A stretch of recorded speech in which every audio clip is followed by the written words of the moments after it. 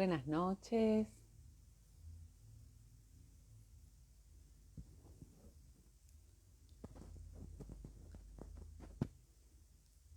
¿Cómo están? A ver quién se asoma por ahí para decirme cómo se escucha. Hoy en el Día del Padre acá en Argentina, así que hay bastante música afuera, movilización y como mañana feriado, está por seguir, parece, el festejo. Así que bueno, eh, considero de todas formas maravillosa la sincronicidad de este Día del Padre, entre comillas, aunque es eh, un error, digamos, una creencia basada en el error de que hay un Día del Padre y de que hay otros padres. Hola Ana, ¿cómo estás? Estaba diciendo lo especial del Día del Padre en la Tierra, en Argentina. ¿Se me escucha bien, Ana? A ver si Ana me confirma y empezamos de a poquito.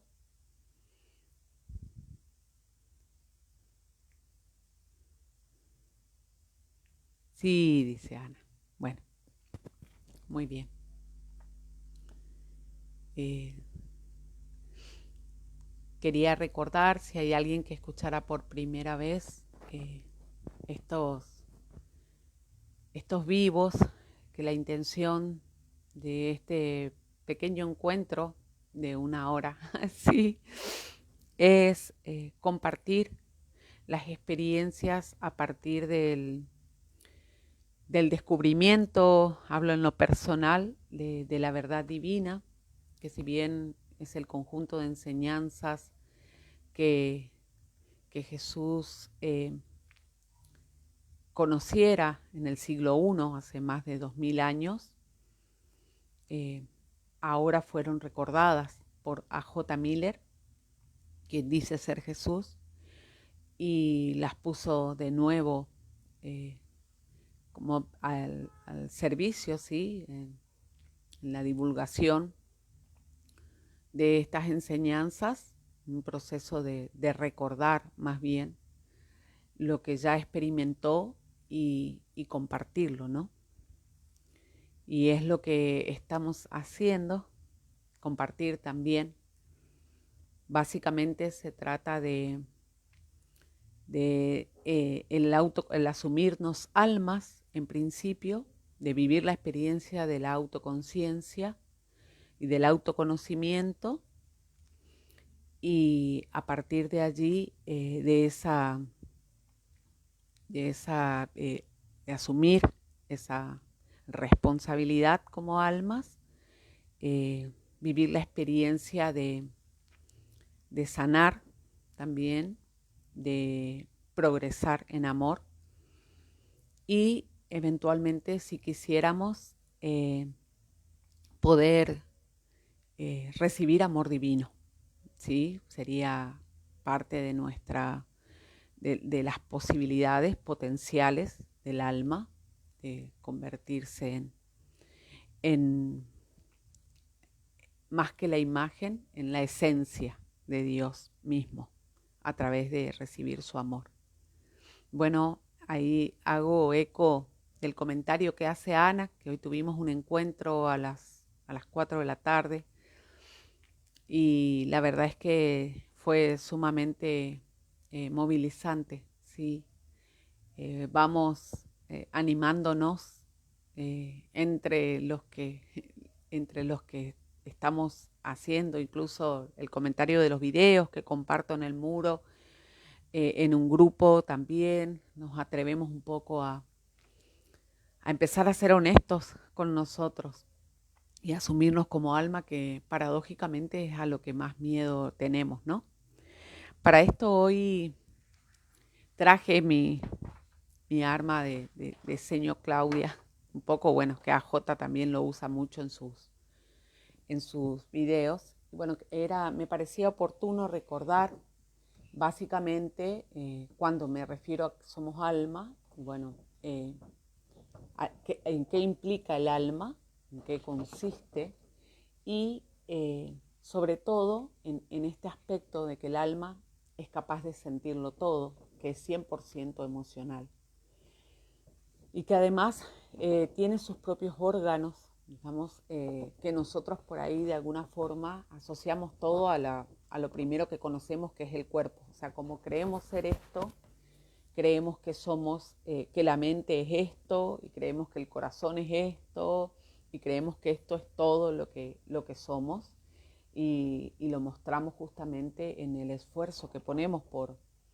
mantener y resguardar la seguridad, sobre todo en cuanto a la seguridad hablo, o sea, del miedo que nos dan algunas cuestiones relacionadas con el cuerpo y también con el otro cuerpo, que acá voy a mostrar, que es el espiritual. O sea, como desconocemos absolutamente esto, tampoco somos conscientes de que este alma, que tiene ambas mitades, generalmente, no siempre, masculino y femenino, en el momento de la concepción, o sea, al acceder al plano físico para vivir la experiencia de individualización, de autoconciencia, de autorresponsabilidad, se separa en dos, las dos mitades, o sea, somos media alma, yo soy media alma, y tendré mi correspondiente alma gemela, ¿sí? En algún lugar, puede incluso no estar viva ya. Y para vivir esta experiencia acá en la Tierra, digamos en el plano físico, se va a valer de la herramienta, de dos herramientas o de una herramienta con dos formas, una que es específicamente el cuerpo físico y la otra es que es el cuerpo espiritual. En este momento, digamos, ambos cuerpos, soy el alma, pero están ambos cuerpos conmigo y le ofrecen al alma una retroalimentación constante, que lo escribí de este lado, que lo graba todo, de todas las experiencias a través de información sensorial.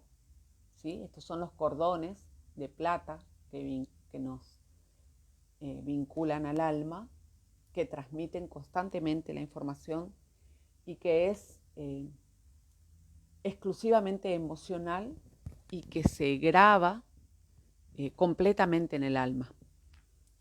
Y a esto viene de manera fundamental, por decir, el reconocimiento de que nosotros tenemos todos los recuerdos grabados en el alma, y ahora lo voy a explicar un poco mejor, y que no somos conscientes de algunos que hemos elegido omitir. Bueno, ahora vamos a hablar un poco de eso, suprimir por cuestiones generalmente vinculadas a emociones no cómodas, incómodas, desagradables, no gratas, y que por lo tanto, entre comillas, están en el inconsciente, lo que llamamos inconsciente. Pero en realidad, en la medida que desarrollamos la voluntad de querer saber y de querer conocer esos recuerdos para poder sanar, se nos van ofreciendo, digamos, se van generando las condiciones para que la verdad pueda ser conocida, ¿sí? Que podamos acceder a la verdad acerca de esto que puede ser doloroso. Bueno, y lo consciente, que es lo que sí recordamos. Entonces, haber muerto por última vez, eso es como a nivel macro, digamos,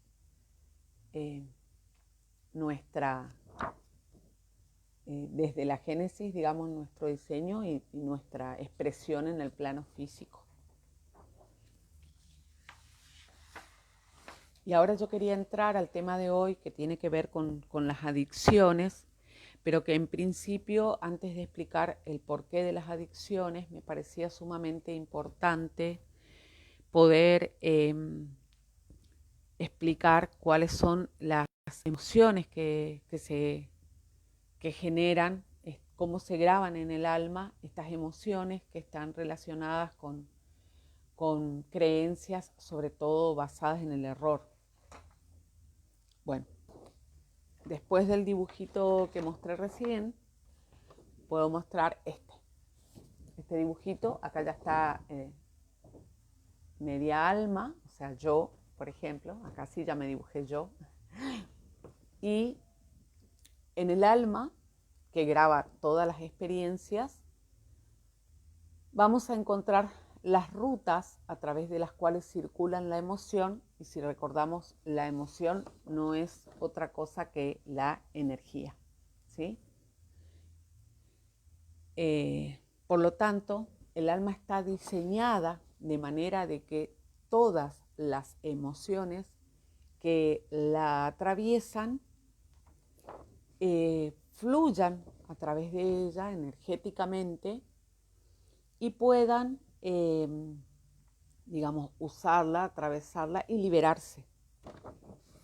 Ese es el propósito, ser capaz de sentirlo todo oficia en nuestra experiencia, en un padre madre que nos ha creado y que confía, y confiamos, digamos que él confía y el diseño está basado en la confianza, en que vamos a poder sentirlo todo, vamos a ser capaces de experimentar todas las emociones que impliquen nuestra experiencia en el plano físico. Y a veces no llegamos al plano físico, en el caso del aborto, por ejemplo, y la tenemos que vivir directamente sin haber pasado por el físico en el plano espiritual. Que eso también es muy importante de considerar. Digamos, todos vamos a hacer ese proceso, aún así no hayamos nacido o no hayamos podido experimentar un tiempo en la tierra, vamos a tener que hacer ese proceso.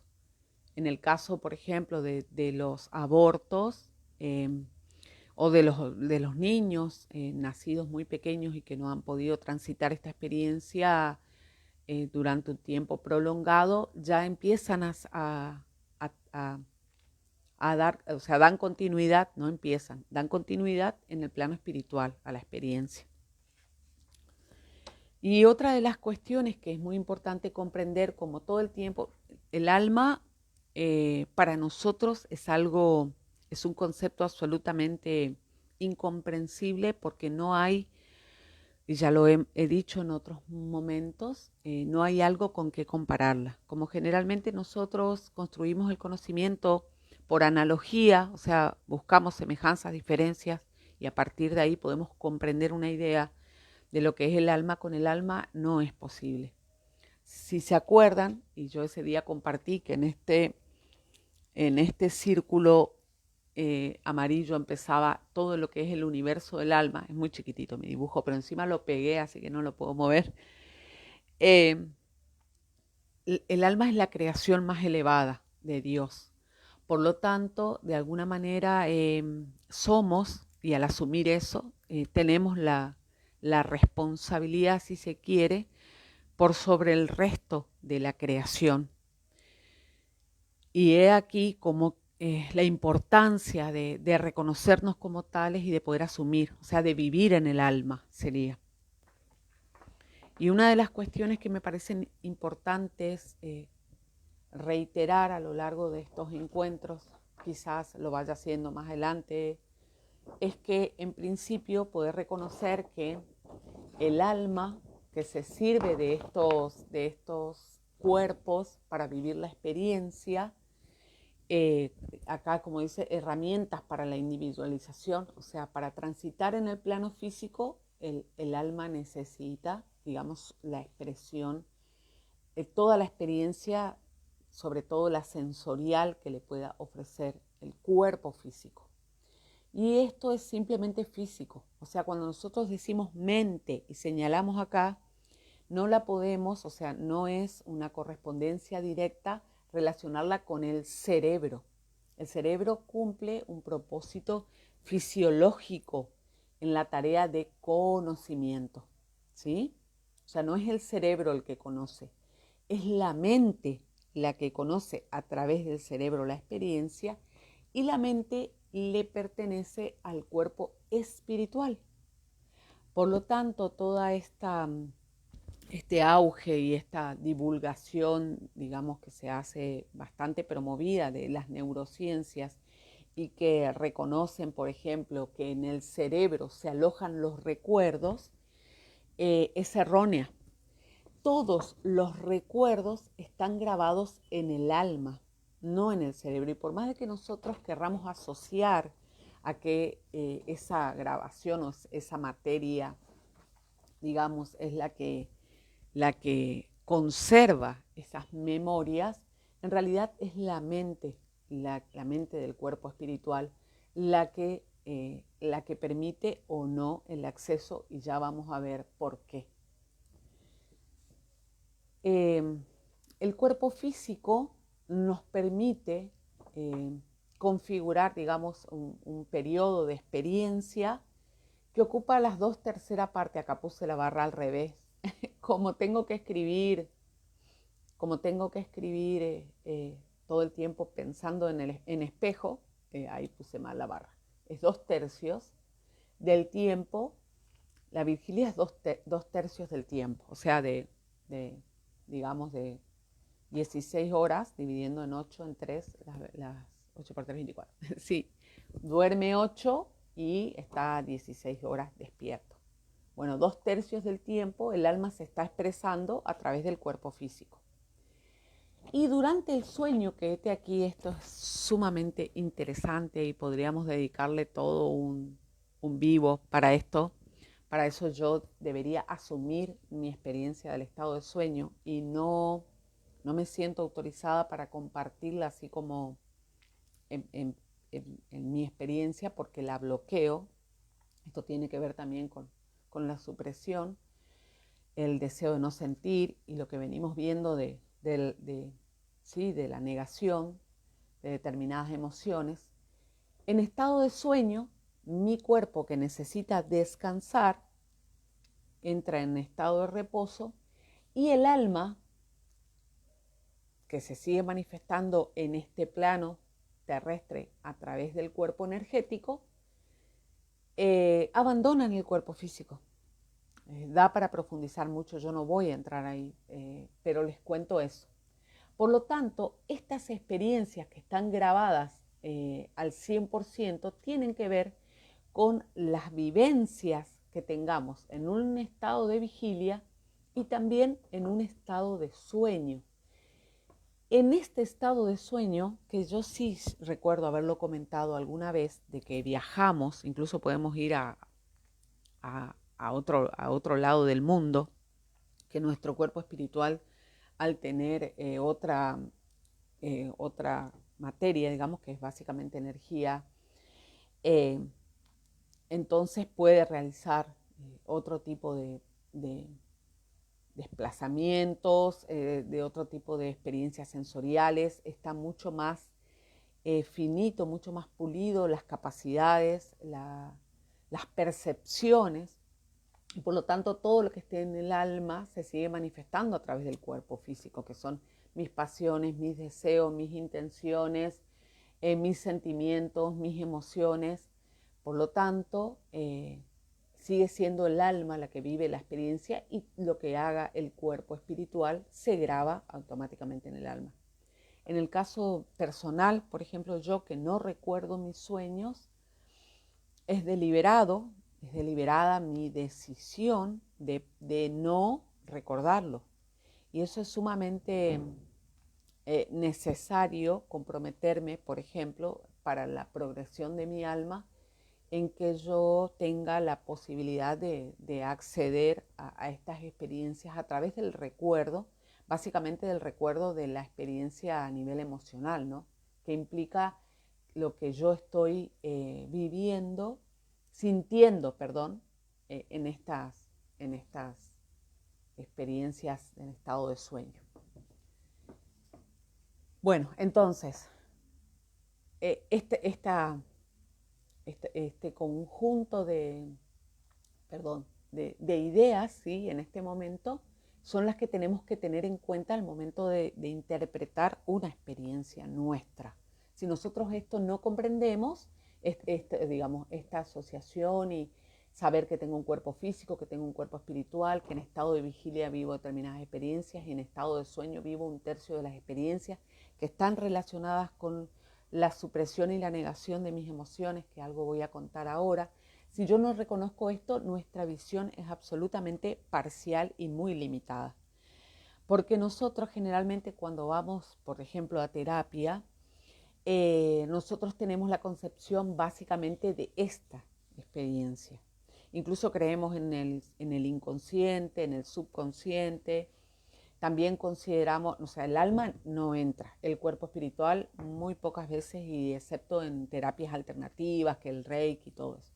Pero mientras nosotros no comprendamos que debemos empezar a vivir desde el alma, todas nuestras intervenciones van a ser sumamente agotadoras, esforzadas, sí, decepcionantes, si se quieren, frustrantes, porque no vamos a poder, no solo que no vamos a poder resolver básicamente de fondo y de manera profunda ninguna de nuestras situaciones dolorosas, sino que además nos vamos a encontrar una vez que hagamos la transición y que ya no esté el cuerpo físico, cuando pasemos al mundo espiritual, con un alma absolutamente oscurecida, ennegrecida, porque no nos hicimos cargo. O sea, todo este tiempo que estuvimos en la tierra no supimos, porque no nos han enseñado, a comprender este proceso desde el nivel del alma.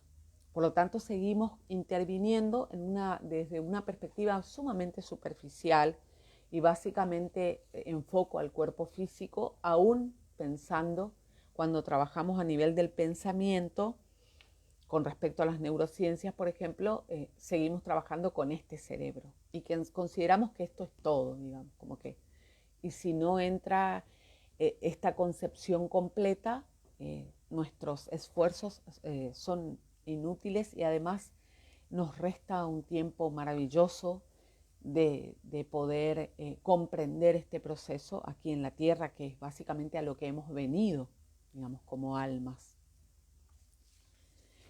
Y lo que un poco contaba en el encuentro anterior tiene relación con esto. Hoy estoy redibujando.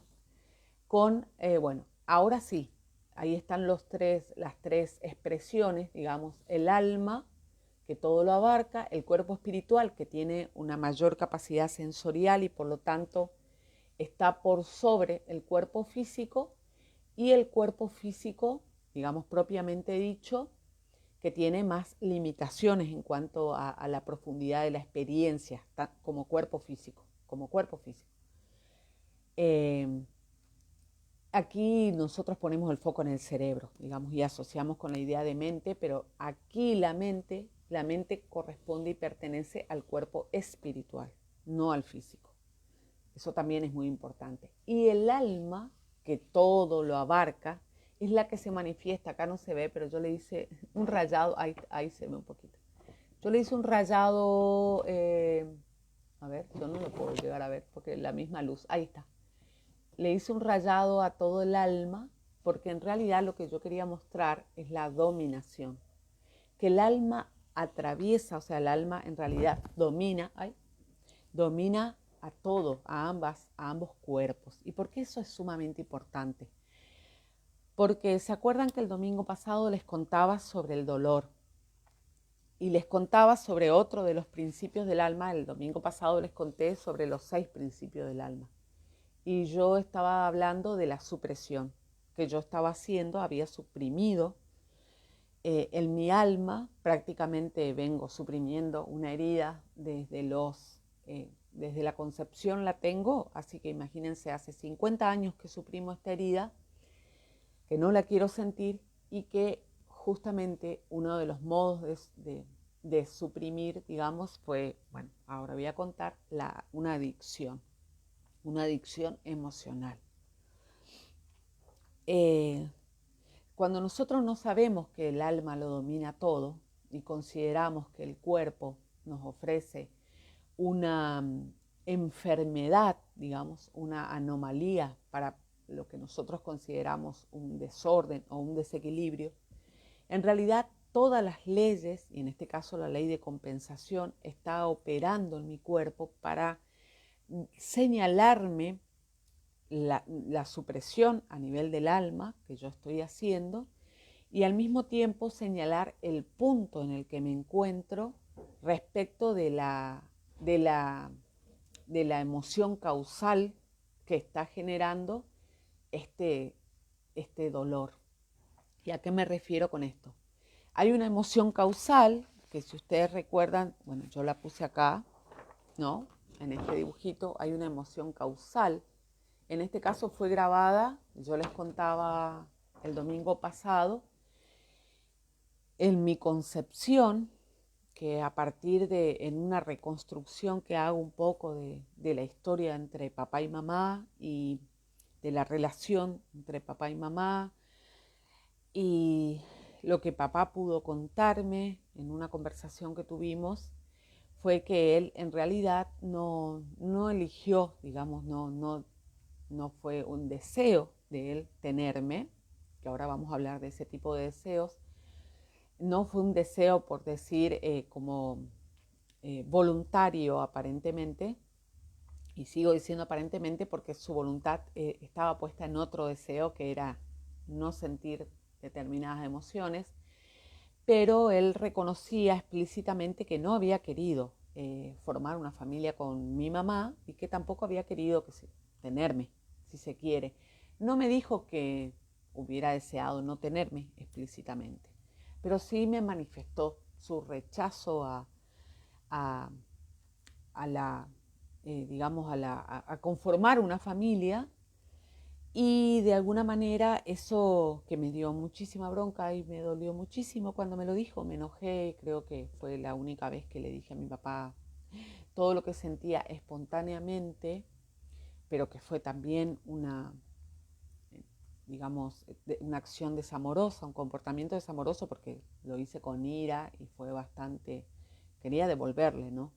El dolor que yo estaba sintiendo, quería proyectarlo, atacar básicamente. Entonces, papá me estaba haciendo un regalo en ese momento y yo no lo supe ver, que me permitía reconocer esa emoción y ese dolor si uno en ese momento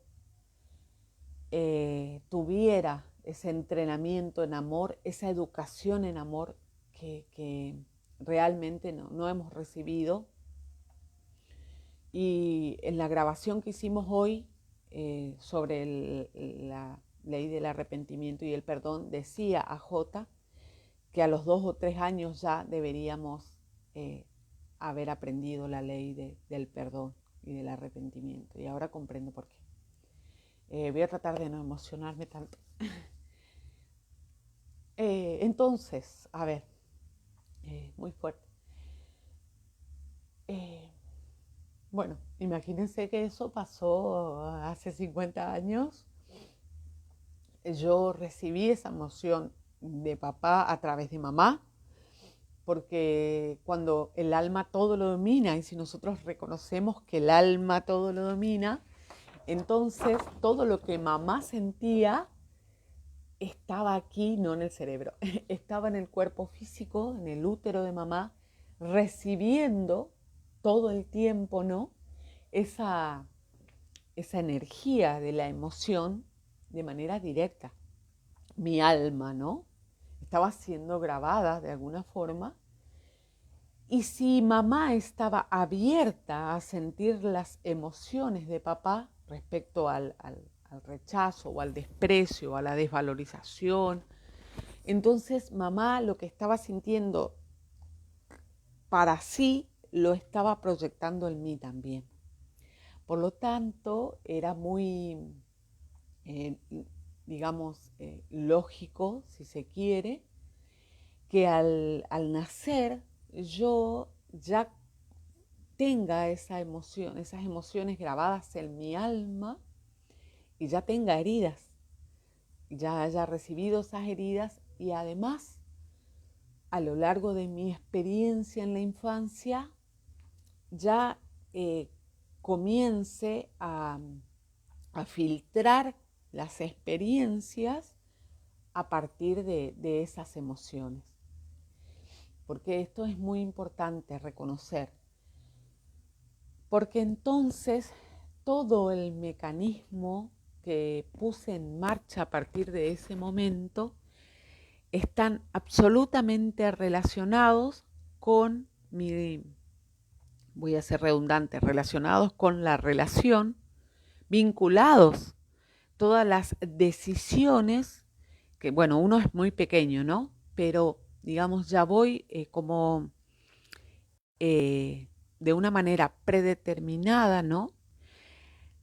A reconocer a ese dolor, digamos, dentro del alma, de no querer sentirlo en realidad, porque también recibo de mi mamá esa negación. Mamá construyó de alguna manera estos que hacemos generalmente todos con las adicciones, que es, como dice AJ, construir casas sobre la arena. Entonces lo que mamá hizo al continuar el matrimonio con papá, e incluso casarse, ¿no?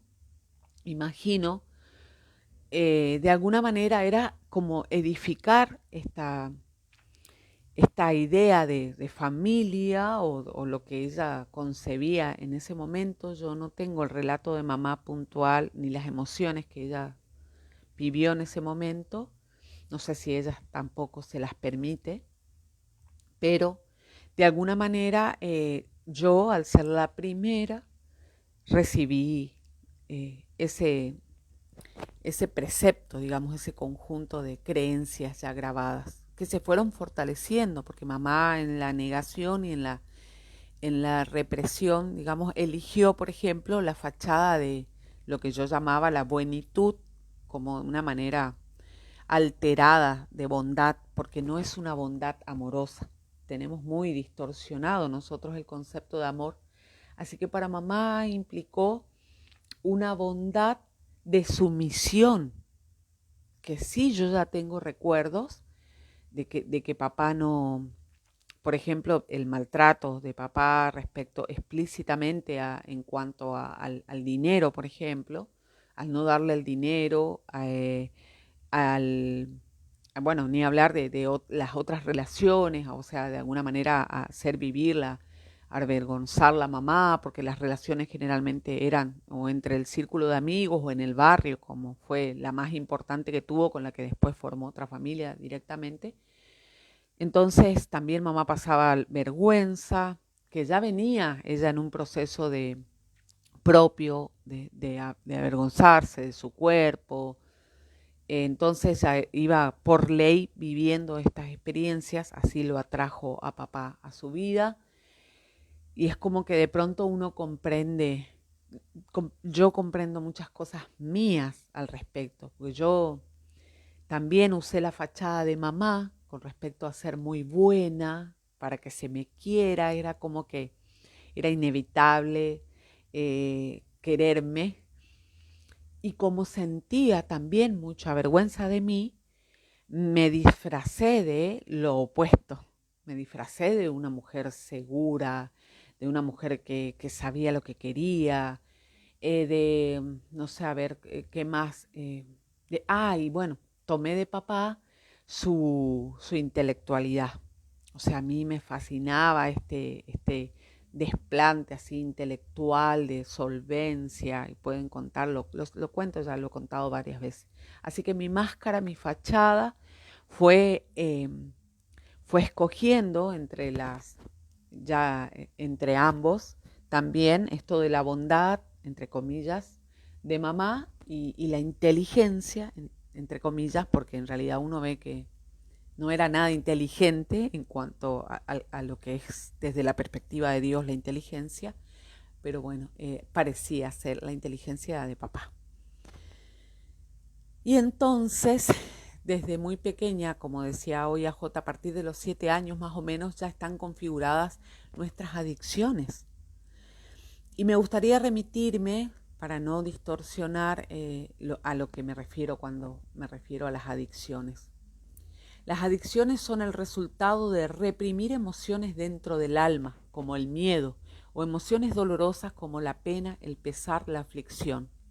Al hacerlo, tenemos que crear un grupo completamente diferente de emociones, a las que llamamos deseos. Por eso digo yo, papá no deseaba tenerme, pero sí en realidad deseaba no tenerme, si se quiere, o sea, tenía otros deseos que tenían que ver con esta supresión de él, que él estaba haciendo.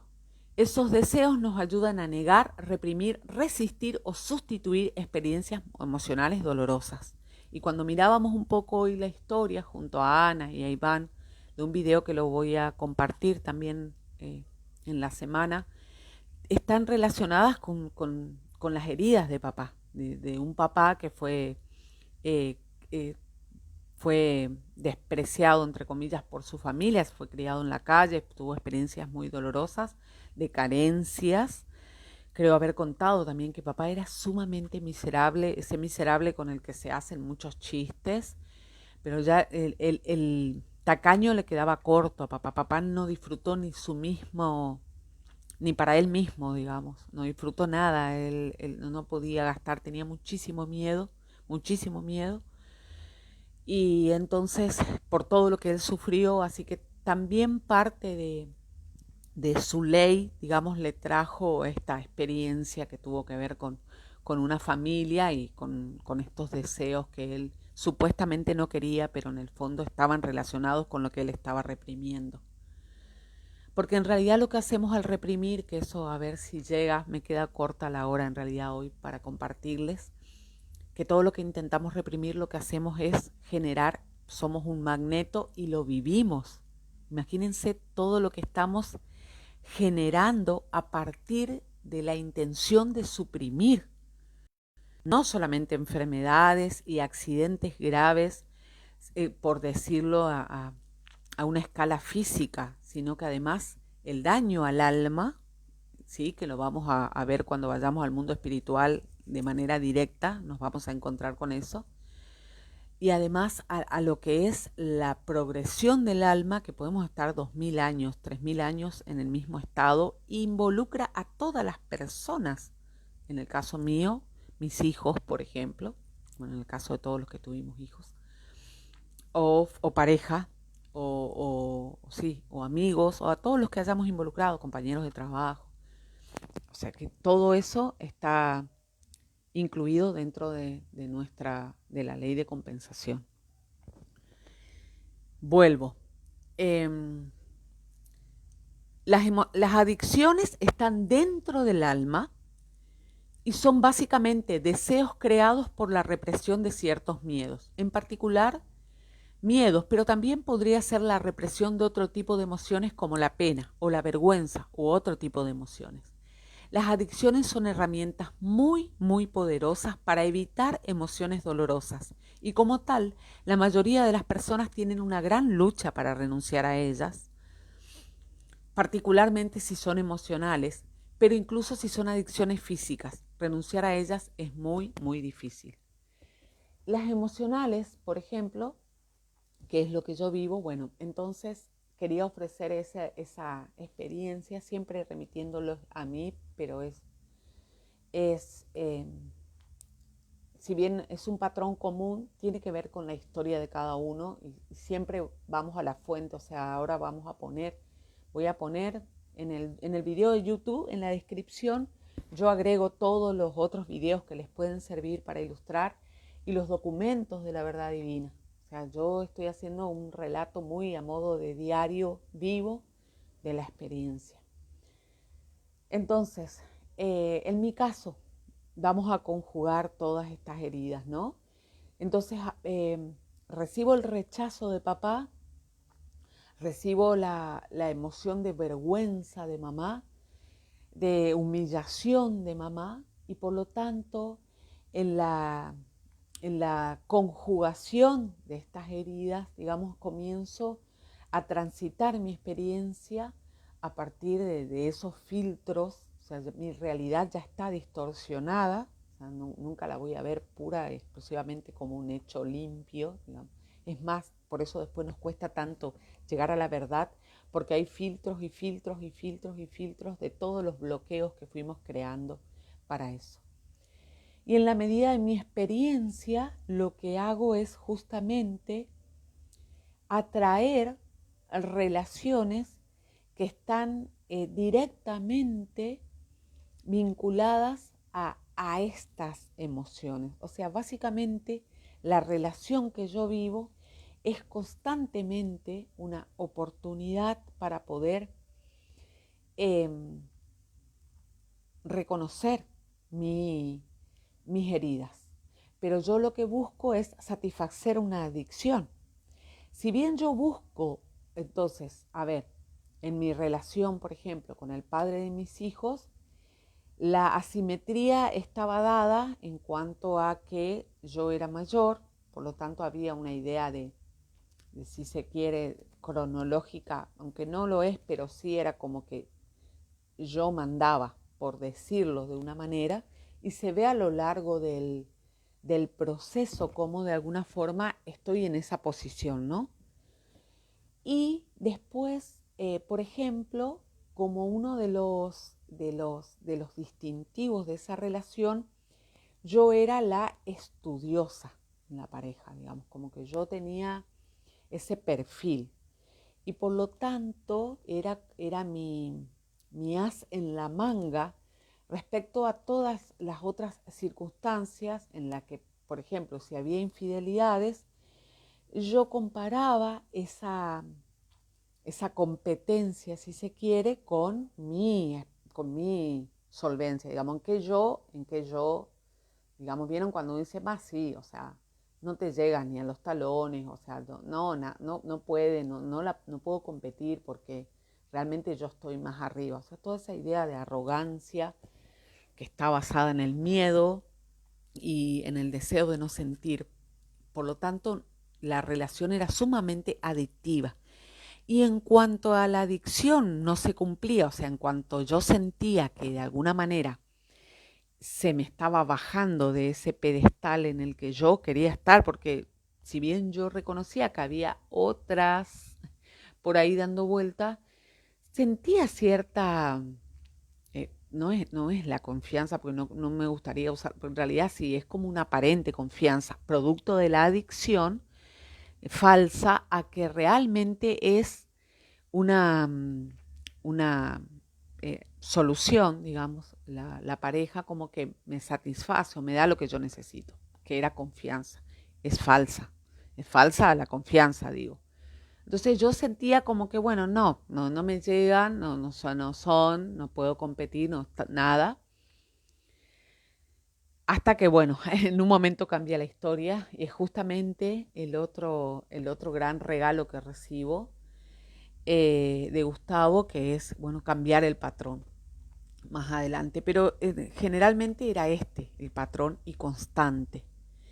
Y una de las cuestiones sumamente importantes respecto a esto y de la adicción que quería decir es que justamente la idea era no sentir el desprecio. Yo estaba viviendo constantemente el desprecio. Imagínense lo ilógico que es, ¿no? Porque yo trato, que es lo que pasa, ¿no? Nosotros, por ejemplo, vamos a ir a una adicción física, vamos a ir a la adicción del fumar o vamos a ir a la adicción del tomar, el beber, digamos, ya así sea una copa o de manera indiscriminada. La idea supuestamente es que yo me estoy evitando sentir una emoción, pero al mismo tiempo me estoy generando un daño que no solamente vendrá como consecuencia físicamente en la expresión de decir básicamente que bueno, hice daño al hígado, por ejemplo, o a los pulmones y a cómo viví, por ejemplo, o sea, una consecuencia causa-efecto directa, sino que además en lo que representa a lo largo del tiempo, hablo en los potenciales, en la lectura que se hace del alma constantemente, que hace la ley de compensación, en todo lo que represente hace asumir la responsabilidad del estado, del daño que le provoqué al alma, que es una creación de Dios y que por lo tanto este uso del libre albedrío y de la voluntad, en mi caso, fue ir en contra del diseño,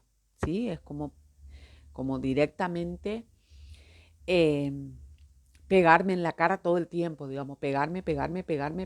O sea, por eso digo, todo lo que nos refugiamos, y me incluyo, en este caso, en una adicción, no solo que no resolvemos, sino que además multiplicamos el daño. Porque ahora, que es parte de la experiencia que tuvimos hoy, a la que hace alusión Ana cuando dice nos movilizamos, ahora yo comprendo que de alguna manera utilicé, en este caso, a Gustavo. O sea, él venía a mis propósitos, digamos, venía como anillo al dedo, paradójicamente la metáfora, para cumplir mi propósito. O sea, él era quien iba a venerar, porque tuve otra relación anterior sumamente importante en mi vida y que reconozco que daba como que para enmarcarla en una relación basada en el amor, y sin embargo, eh, entre comillas, la arruiné, por decirlo de una forma, porque claro, justamente había como que desestimado o había, sí, puesto mi voluntad en otro tipo de deseos.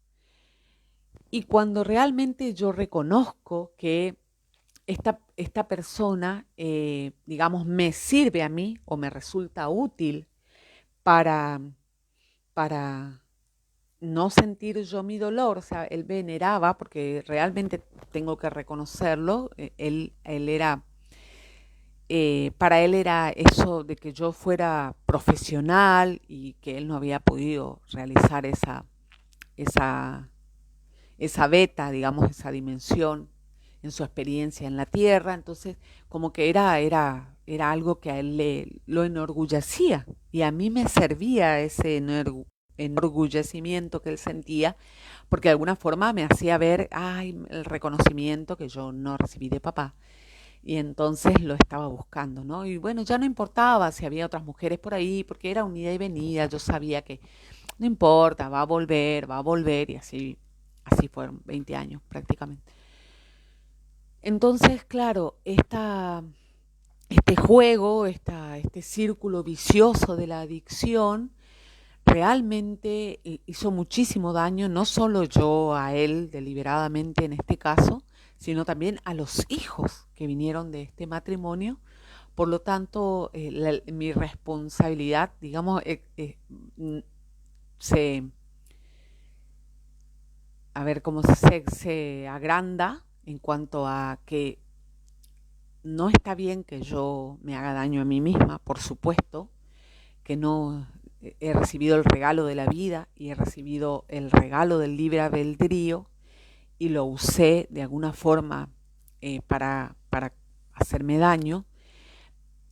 Y también, digamos, reconozco que el hecho de que no voy a responsabilizar a mis padres, pero por lo que yo estoy viviendo en esta experiencia, no quería enojarme con ellos o no quería sentir, porque Claudia, la niña buena, no tiene permiso para eso. Entonces, en la fachada digo, entonces me sentía mal de poder expresar el dolor de haber sido herida en la infancia, y eso me lleva a vivir en la herida en vez de sanar, digamos, a hacer de la herida una vida completa.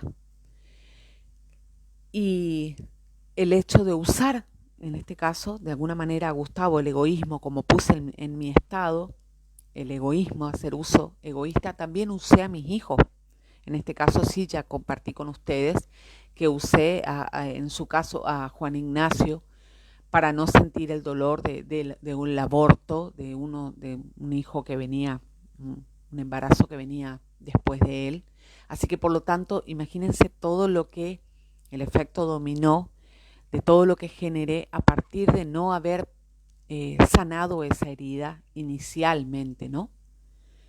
Entonces, acá leo, debido a que Gustavo en este caso estaba supliendo todas mis adicciones, pensarás que estás perdidamente enamorada de él cuando todo es adicción y codependencia. Porque ¿sabes lo que pasa? Cuando estás cerca de esa persona, de repente todas esas cosas que estás intentando con todas tus fuerzas reprimir, que tienes el deseo activo de reprimir, de repente en presencia de esa persona ya no las sientes. Son fáciles de reprimir. Así que piensas, es genial estar con esta persona, esto debe ser amor. Esto es amor, amor. Y no lo es solo una adicción codependiente emocional. Y obviamente la otra persona también debe estar obteniendo algo de ella. Y en este caso, por supuesto, él a su vez, bueno, yo no voy a hablar de Gustavo, pero sí, él a su vez estaba, cuando yo que lo conozco y conozco, digamos, su familia también, eh, por ley, intentando huir, si se quiere, de estas heridas generadas. A lo que voy con esto es principalmente y como primera etapa, digamos, y estuvimos compartiendo en la semana estos materiales, porque constantemente el ahora me queda corta, la vida, realmente la experiencia de compartir todo lo que estoy sintiendo. Con respecto a la ley de compensación en mi cuerpo, eh, no he tomado ningún solo analgésico desde hace 2 semanas. En realidad, al principio cuando apareció y parecía que era COVID, sí, porque estaba en la casa de mi mamá y de mi hermana y no tuve el valor de oponerme a tomar, soy honesta, actué por el miedo, pero a partir de que me vine a casa, que aunque el protocolo de aislamiento no lo autorizaba, decidí venirme a casa justamente para no tomar ningún tipo de medicación. Esa medicación, digamos, iba a impedirme sentir el dolor emocional, perdón, el dolor físico y la idea en mí, no la idea, la necesidad de no reprimir el dolor que era elocuente para mí y que me estaba señalando oportunamente dónde estaba mi herida. Y mi herida que está ahora en la cadera, que pasó por los intestinos, pero está localizada en la articulación de la cadera derecha, tiene relación con toda mi experiencia. Así que uno termina agradeciendo y reconociendo que la enfermedad oficia, enfermedad entre comillas, que es mi responsabilidad en este caso, que es una oportunidad y que así como tal lo explica Miller, el órgano se va a restaurar inmediatamente, el órgano, digamos, el cuerpo tiene la capacidad, y si yo confío, ahí está la clave, en confiar en este diseño perfecto, en Dios básicamente, por sobre todas las cosas, quien ha creado el alma y que el alma refleja la condición álmica. Por lo tanto, este dolor está señalando una partecita de mi alma que está en desarmonía y que está siendo suprimida y que me pide como última instancia hacerme cargo. Y que entonces yo con la medicación lo que haría es justamente contribuir a la supresión del dolor y a la negación.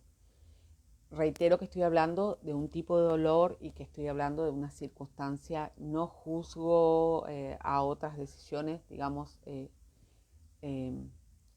que están, no estoy instigando, o sí estoy hablando a partir de la comprensión de las leyes, de cómo operan las leyes, de la función y del propósito, sobre todo amoroso, que tienen.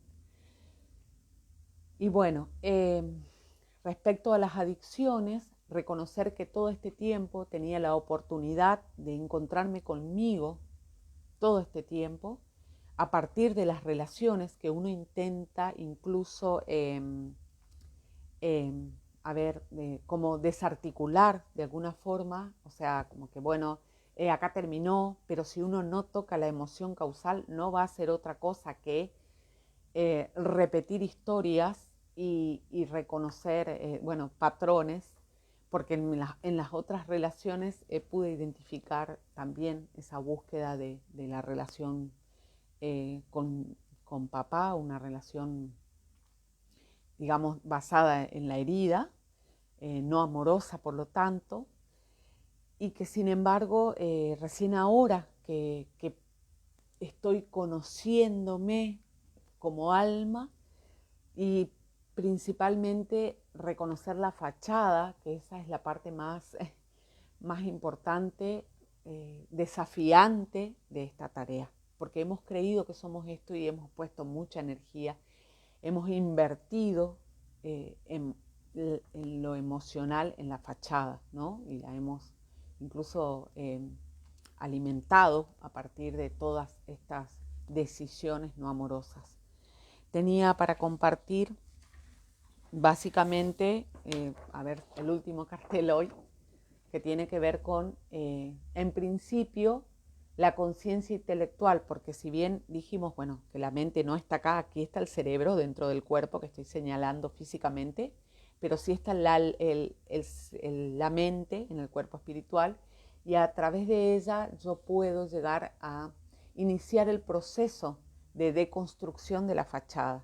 O sea, para llegar al alma, yo en principio lo que tengo que atravesar es la fachada, porque la fachada va a intentar todo el tiempo evitar, porque ese es el propósito de la fachada, o sea, esta mujer solvente, intelectualmente exitosa, ¿qué puedo decir? En la escuela, en la profesión, tan querida y tan buena, entonces de alguna forma es como que bastante gorda en cuanto a todas las capas, las dimensiones que hay que atravesar, porque más que nada mi fachada para mí es verdad, o sea, todas mis emociones grabadas son para mí verdaderas, porque realmente las grabé como verdades.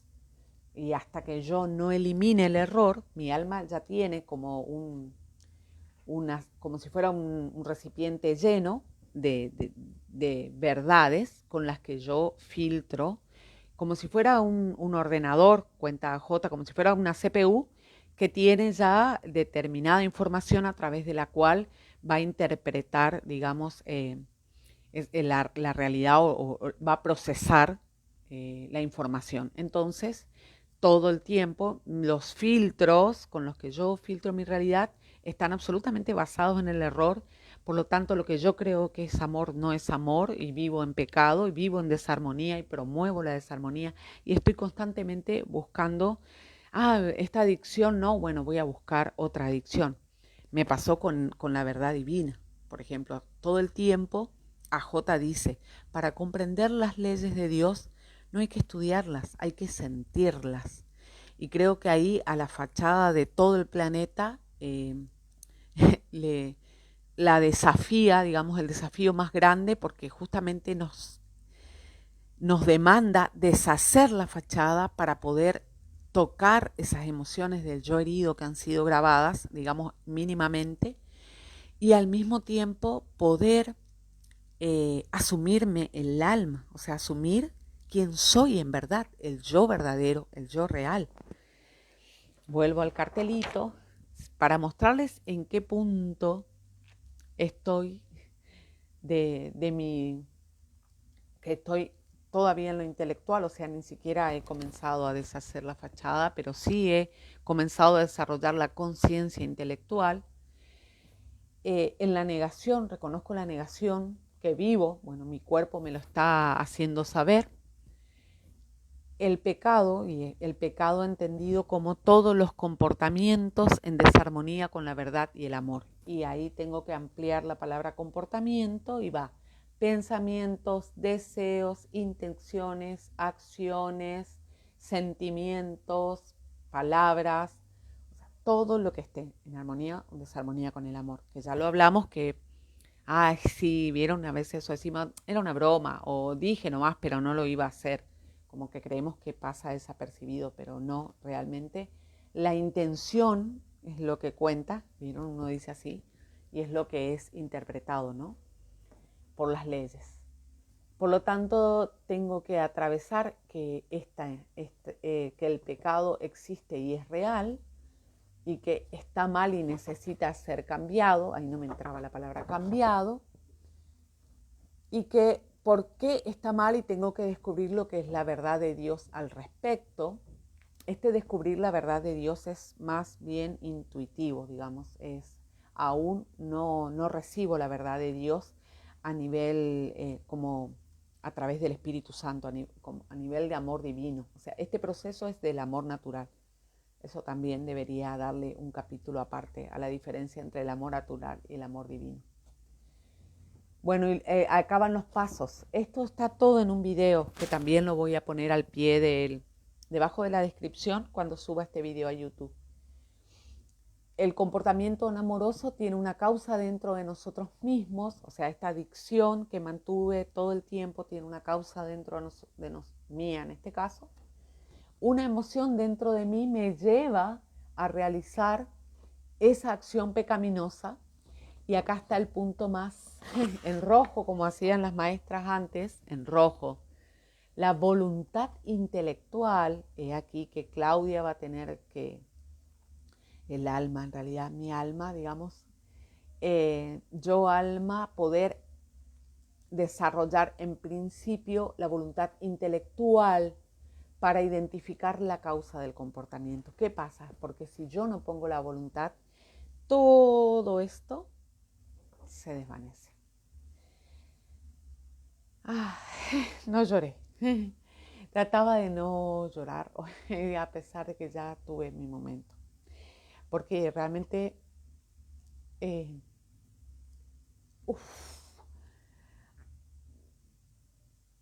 muy fuerte.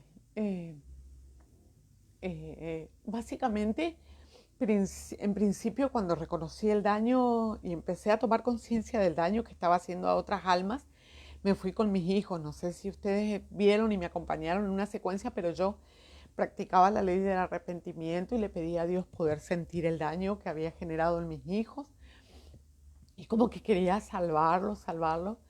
Pero claro, entendí que de nuevo estaba la fachada ahí y estaba Claudia la buena tratando de ser buena y de no sentirme mala. Otra vez la adicción. Y, y también para mí es sumamente revelador hoy eh, porque realmente que fue el descubrimiento, digamos, de hoy, debo practicar, no debo, elegir la voluntad, entender esto, la importancia de poner mi voluntad en acción, de pasar a la acción y de decidir ir en contra del mundo prácticamente con respecto al amor y a la verdad. Incluye, por ejemplo, esto de practicar el perdón con mis padres y el arrepentimiento que incluye a Gustavo, y eso fue para mí algo muy hermoso, porque yo ahora comprendí que él de alguna manera ofició digamos, si bien fue mutuo, él tendrá su correspondiente responsabilidad respecto al estado de su alma, pero yo en mi parte asumir la mía y cómo todo lo que se desencadenó después también tiene que ver con parte de mis adicciones y de mis elecciones a tener comportamientos basados en el error y en desarmonía con el amor.